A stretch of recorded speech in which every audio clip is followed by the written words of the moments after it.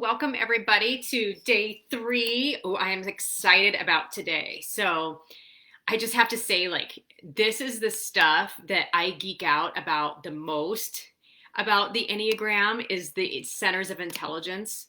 But I never know how to say it when I'm talking about it in, emails, because it's like, okay, how do I tell people they have 3 brains and they have, 3 centers of intelligence and all these sorts of things? So if you're here, say hello so I know that you're here. And again, tell me what's evolving for you in your type. Have you narrowed down a type? Are you still kind of caught in between 2 types? Maybe have you just kind of had this aha moment about your triggers or how you respond? So again, tell me whatever you would like me to know.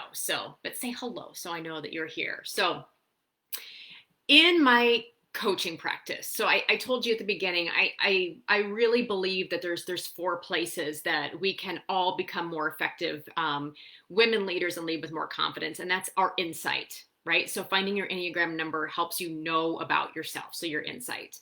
The second place is your mindset. Okay, knowing what triggers you and what you're believing and what you're fearing helps you shift your mindset.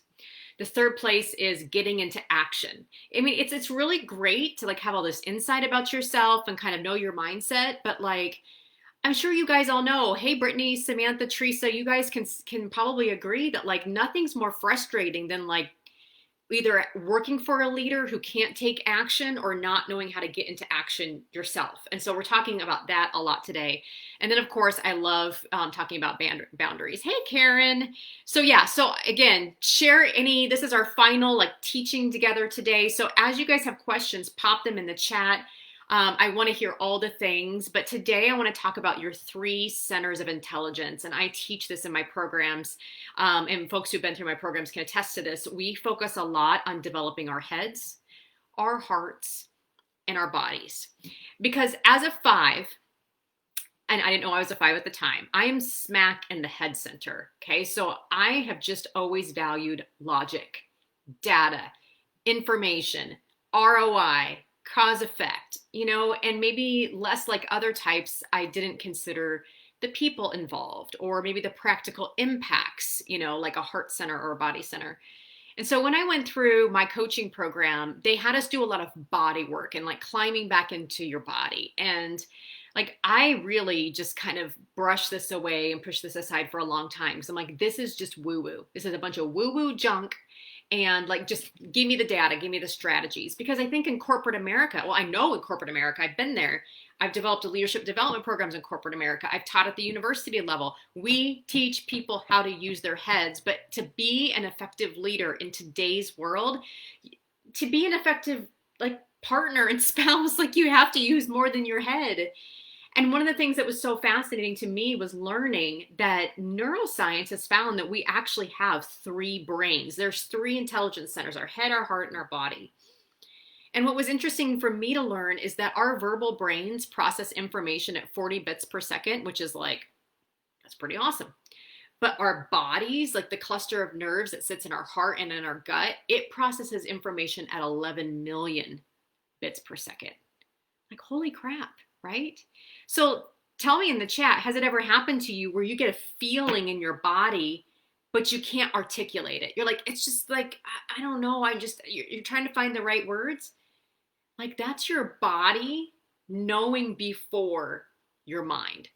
It just works so much faster. So it's your body that sends signals to your brain and not vice versa.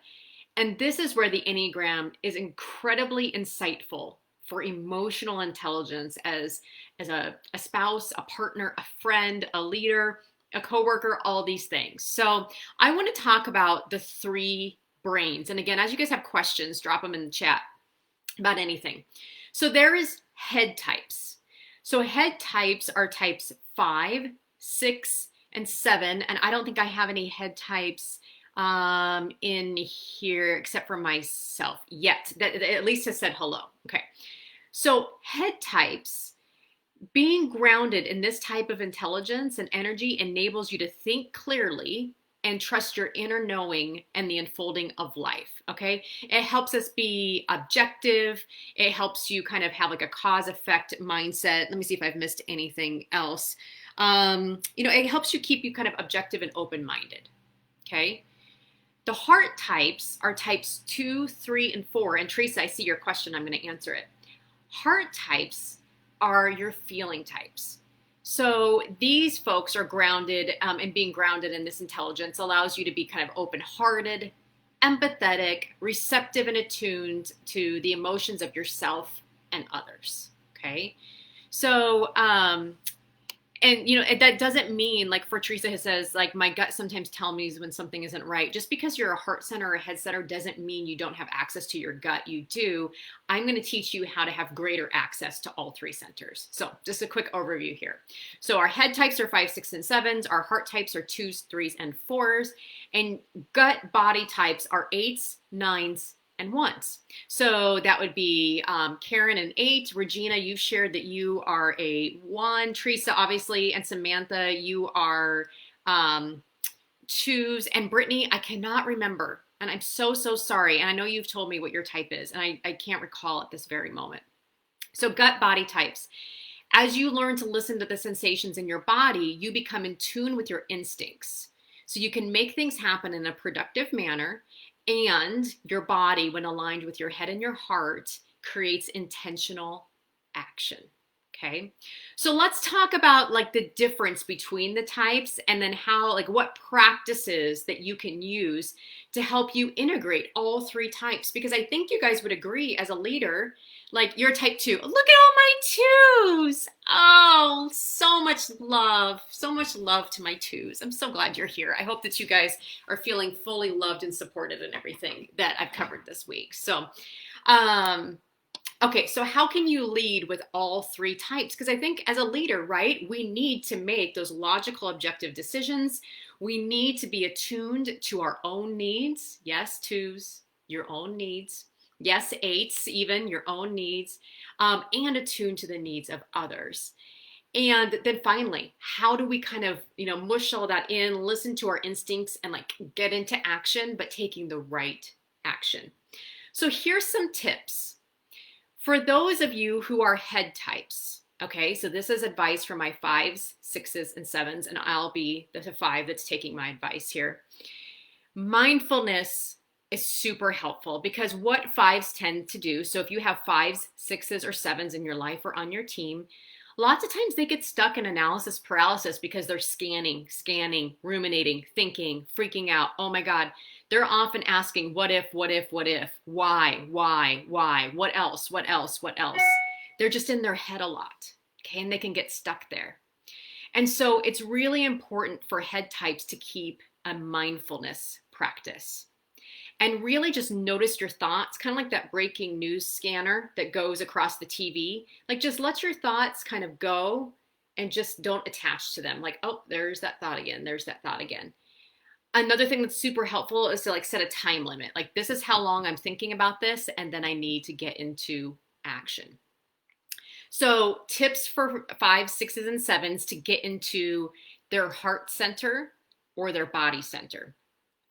Thinking types can get into their heart center by moving into their body and by doing like a body scan, or like mindfulness, like scanning their body from their feet all the way up to their head is a great tip. And you'll learn a few more tips from when I go through each of the types. Also, getting into their heart center by asking themselves, like, how do I feel about this? Like, people in 5s, 6s, and 7s will often tell you what they think about it. So you have to ask yourself, what do I feel about this? What are my values?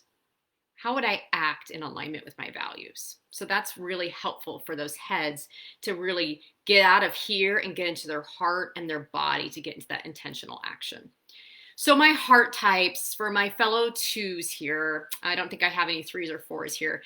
2s, 3s, and 4s are my heart types, okay? So heart types wake up. You often know if you're a heart type because you wake up and you think about people and relationships. People and relationships just really consume a lot of how you make decisions and what you're thinking about. I actually just had a coaching conversation with a type 3 not too long ago, or just a few minutes ago. And she was really struggling with a dilemma, and she was just so concerned on how the people involved in this decision. Hi, Danielle. So you'll get this. All you heart types will get this. She was so concerned with how the impact of her decision was going to impact the people and how the people felt about her. Like 5, 6s, and 7s, I can attest for 5.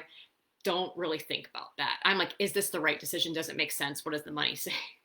But my 3s, my 2s, my 3s, my 4s are like, oh, the people. How would this impact the people? So again, tell me 2s, 3s, and 4s if this resonates with you. So you're asking who might be impacted? How do they feel? What about the relationships? So when you get stuck in your heart center, I want you to notice your emotions. And so what I was doing when I was coaching her is I asked her, I go, give me 2 to 3 words that name how you're feeling right now. And, we kind of came up with them. And just accept them. Like, give yourself absolute permission just to feel that emotion. Now, head types and body types, you guys can do this same practice. This works just for you, but for heart types, this might feel especially poignant. And just use a loving kindness meditation to connect with empathy and compassion, not only for yourself, but for the people that are involved. And Hillary, I think you're still working on your number 2, either a 4 or a 9. So I'm glad to hear this resonates. So, sometimes when you get overwhelmed with your feelings, okay, 4s, I want you to do the whole, like, writing down your story and circling only the facts, okay? Sometimes that just creates a little bit of opening, okay, from when we're so overwhelmed, like with our hearts and our relationships and our feelings, that like we can just kind of say, okay, but these are the facts. And that can help you access your head center. You can also ask yourself, I asked my client this morning, I said, well, what are your values? And because we've done some work together, she's like, okay, my values are this, this, and this. And I said, how would you get into action? So this is your body center. How would you get into action in alignment with your values that feels true and authentic to you? She's like, oh, okay, yeah, that helps. So gut, body centers. And again, head types can use this. Gut, body types can use this. So even though these types are for the heart, they're integrated. Okay, all 3 can use it. So gut, body types. They're often asking to themselves, and Regina, tell me, I think you're the body type here for me, is they're often asking themselves, how? What's next? When do we start? What are the steps? Like, my husband is a 1, and Karen, you're an 8. So they're like, let's do the thing. Let's get into it, And so sometimes body types can get overwhelmed with their energy. They get busy. I'm so busy. They can't ever rest sometimes until like they feel like the work is done. 9s are a little bit on the contrary. Sometimes 9s, even though they're wildly productive, feel exhausted because they spend so much time and energy stuffing down their emotions and their anger. They're like, don't get angry. That it's exhausting because they don't want to cause conflict. Okay, so they stay productive by means of numbing out this sort of feeling. So 9s, 8s, 9s, and 1s, my body center folks. Slow down. I know that's a dirty word. My husband would go, what? Slow down and tune into yourself. I can tell you as a head type, and again, even for heart types, this was just wildly helpful for me. Slow down and tune into yourself. Go on a walk. Do some yoga. Meditate. Even martial arts can be helpful. Notice the presence of your breath, like the in and the out, and just notice the sensations in your body. So heart types, I asked you to notice your feelings. Body types, what are the sensations in your body? Like, name them. And when you're overwhelmed with energy, just find a place to slow down and get quiet. It can be helpful for you as well to tap into your heart center and consider your values. So for my clients, I have a couple clients who are 8s. And one of the things that we really do when they get into this busy, and even my husband too, because he's a 1, busy, do, is wait a minute. Which of these activities that you feel like you have to do are actually aligned with your values? Say yes to those and say no to everything that isn't that. And that can be super like helpful in just discerning between like, being a human being and being a human doing. So again, guys, all of these types are helpful no matter where you are in the head center, because the thing that I love about the Enneagram is it's all about integration. It's all about emotional intelligence. Like, you should feel expansive when you study this, because you should be able to say to yourself, like, I know how to tap into all my centers of intelligence. I know how to tap into, my growth number and my wings and all of these things to help me lead with more confidence, to move through life with more fulfillment, to say yes to what matters to me and no to what doesn't, to help me communicate and solve my problems. So the goal for all of this, remember, is to have a lot of empathy and compassion for yourself and know that you have so many paths for your growth. And these are just ways that you can tap into it. So 3 brains, they all have wonderful sources of intelligence. And the thing that I would love for you to all take away as leaders is to ask yourself, how can I check in with all 3 centers of my intelligence to get unstuck and get into action? What's my thinking and my logic and my analysis say in my head? Not to over ruminate, but just to focus on the facts. What does my heart say? How might the people involved might be impacted? What needs do I need to pay attention to myself and with others? And then body types, okay? When am I taking time to get still, notice the sensations in my body, and, really think about how do I act in alignment with my values and not just being busy. So let me know what questions you guys have. This is, kind of the end of all of it. Your homework is just to, really just reflect what body center, or excuse me, what center of intelligence do you feel like is overactive? Okay, I'm definitely an overactive thinker. And what practice did I give you today that you say you're going to try to help you kind of tap into another center of intelligence? I'm just super curious. So that's your only homework. Where are you dominant? And then what practice is going to help you tap into some of your other centers so that you can lead with more balanced intelligence and just help you get unstuck of whatever center you're in and like get into action. Yeah. Teresa, for heart types, that one is super helpful. The circle, the write your story and circle the facts, because heart types tend to attach a narrative around emotions, especially type 4s, for sure. So, okay. So I know you guys, I've talked to you about this a little bit, but I would love for you guys to join me on December 16th for my Enneagram and Leadership workshop. It's 90 minutes. It's going to be at noon Central Time, and it's going to be recorded. So if you can't attend live, it's going to be recorded. But this is why I think you might love it, is because I'm going to be going into all of this stuff like super deep. And I'm going to be talking about your unique 5 paths for growth. So what are you going to get for this? So the price is $147 for the workshop.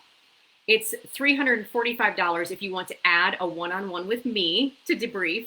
But the cool thing about it is you guys are actually going to get what's called your IEQ9. Mine's written. I have so many notes over mine.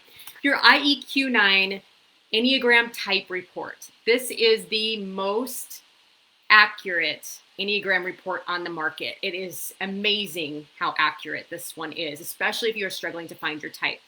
And you guys, the report itself is awesome. It is a 22-page development report, and I just want to show this to you.